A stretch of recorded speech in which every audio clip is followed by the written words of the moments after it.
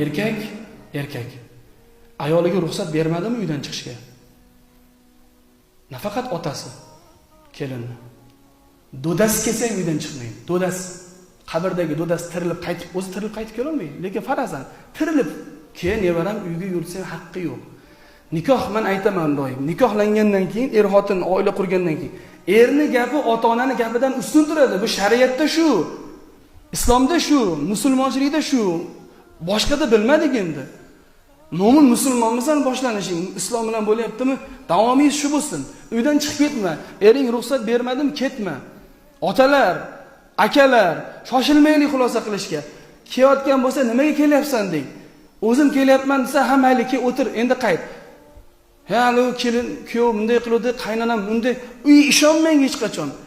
Bukaul mar'a 'inda takhasum laysa bisidq. Ayol kishining tortishuv paytidagi ko'zlaridan oqqan yosh uning rost ekanligini isbotlamaydi. Hamma ayol yig'laydi.